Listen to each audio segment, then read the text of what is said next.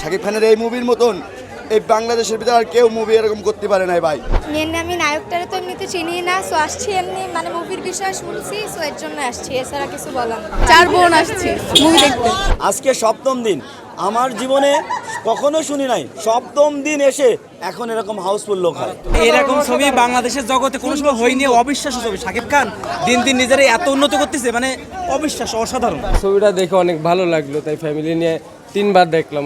আজকে ভাই আমি ঈদের দিন থেকে শুরু করে আমি এই পরে 6 দিন ধরে এই মুভিটা দেখছি ভাই। শাকিব খানের বরবাদ। শাকিব খান খুবই আমার প্রিয় একটা নায়ক। শাকিব খানকে আমার অনেক ফেভারিট নায়ক। শাকিব খানের এই মুভির মতন এই বাংলাদেশের ভিতরে আর কেউ মুভি এরকম করতে পারে নাই ভাই। সবাই বলো বরবাদ।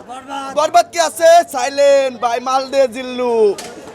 আমি নায়কটারে তো এমনিতে চিনি না, সো আসছি এমনি মানে মুভির বিষয়ে শুনছি, সো এর জন্য আসছি, এছাড়া কিছু বলার না। এই মুভিটাই দেখতে আসছি, এছাড়া কিছু বলার না। আর এই মুভিটা আমার তো পছন্দ না, সো আমার ভাইরা আসছে, এদের সাথে আসছি, এছাড়া কিছু বলার না। এরকম ছবি বাংলাদেশের জগতে কোনো সময় হয়নি, অবিশ্বাস্য ছবি। শাকিব খান দিন দিন নিজেরাই এত উন্নত করতেছে, মানে অবিশ্বাস্য, অসাধারণ। ছবি আসলে এক কথা বলতে গেলে অসাধারণ ছিল। ওভারঅল সবচেয়ে ভালো, এবং লাইভে ফার্স্ট টাইম হচ্ছে আমি টিকিট কেটে শাকিব খানের ছবি দেখার জন্য আসছি, লাইভে ফার্স্ট টাইম। আর এবং ফার্স্ট টাইম এসে ওনার ভক্ত হইলাম। আপনারা দেখতে পাচ্ছেন যে আমার প্রতিটা দর্শক কানায় কানায় পরিপূর্ণ, এবং আমি এত আনন্দিত, এত উদ্বেলিত যে এই পরিমাণে দর্শক এর আগে আমি কখনো আমার এই হলে আমি দেখি নাই।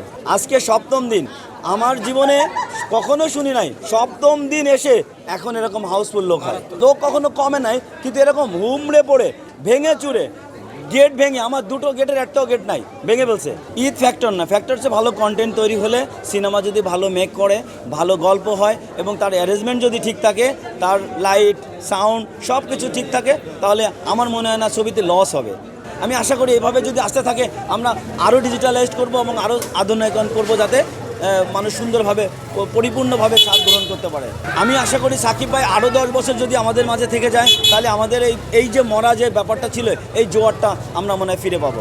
আসলে এটা ফেসবুক, ইউটিউব সব জায়গায় আসলে এই মুভিটা নিয়ে খুব আর কি চর্চা দেখতেছি, সব জায়গায় ছোট ছোট ক্লিপ দেখলাম ইউটিউবে, এটা দেখে আর কি একটা আগ্রহ আসলো, সেই কারণে আসা। বাংলা সিনেমা আসলে সিনেমা ওই ধরনের কোনোভাবে আর কি দেখা হয় না সময়ের অভাবে, কিন্তু এইবার আর কি অন্যরকম একটা আসছে এই ছবিটা নিয়ে, এই জন্য আর কি আসলাম। আসলে সিনেমা যদি চলে তাহলে তো বানানো উচিত। বাংলাদেশ চলচ্চিত্রের যে অবস্থা এখন, তো একটু ভালো ধরনের মুভি না হলে আসলে চলচ্চিত্র টিকবে না বেশি দিন, সেই কারণে একটু ভালো মুভি আসলে দরকার। 4 বোন আসছি, হ্যাঁ মুভি দেখতে। ওই যে বরবাদ না কি ওইটা। ভাই আসছি গাজীরহাট থেকে, আমরা 3 জন মুভি দেখতে আসছি বরবাদ। এই বরবাদ মুভির অনেক জায়গায় ট্রেলার দেখছি, অনেকের মুখে শুনছি, তাই দেখতে আসছি। আমি আসছি আমার ভাগনা, ছোট ভাই, বড় ভাই একসাথে আসছি বরবাদ ছবি দেখতে। খুলনা নিউ মার্কেট থেকে। কোনো মুভি দেখা হয়নি, ইচ্ছা ছিল বরবাদ দেখবো আগে ফার্স্ট, তো এতদিন কোনো টিকিট পাই নাই, আসলাম আজকে। এখন দেখি কতদূর দেখা যায়। সাকিব খান মনে করেন অনেক ভালোবাসি, ছোটোবেলা থেকে সাকিব খানের মুভি দেখে আসতেছি, আর এখন তো কোনো কথাই নেই। এপার বাংলা ওপার বাংলা তো সবই কাঁপাচ্ছে, এই কারণে আশা দেখ। আমরা আসছি 3 জন ফ্রেন্ড আসছি বরবাদ মুভি দেখতে আসছি সাকিব খানের। হ্যাঁ, এর আগে আফরান নিশোর মুভি দেখা হয়েছে। বরবাদ মুভি দেখার রিজন এইটাই যে মানে আমাদের দেশের মেগা সুপারস্টার সে, এই কারণে, এবং তার প্রতি একটা ভালোবাসা আছে, এই জায়গা থেকেই আসা। বাংলাদেশের ইতিহাসে যে কয়টা ছবি দেখছে এর ভিতরে অসাধারণ। এক কথায় মানুষের আবেগ, অনুভূতি, ভালোবাসা, সেই জায়গা থেকেই তো মানুষ ছবি দেখতে আসছে। বাংলাদেশের ফিল্ম ইন্ডাস্ট্রিতে যেগুলো মনে করেন নতুন আপনার হচ্ছে মানে ছবি প্রডিউসাররা যারা আছে, এরকম নতুন নতুন ছবি দর্শককে উপহার দিবে, এটাই আমাদের প্রত্যাশা। ফিল্মটা বহুদিন ধরে শুনি কিন্তু দেখার সৌভাগ্য হয়নি, কিন্তু এবারে ঈদে সৌভাগ্য হয়েছে দেখার।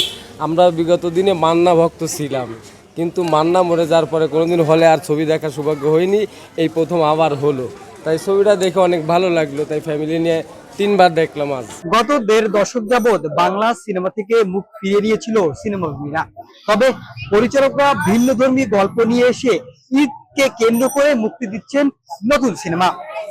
এই নতুন সিনেমা দেখতে হলগুলোতে ভিড় করেছে আবারও বাংলা সিনেমা প্রেমীরা।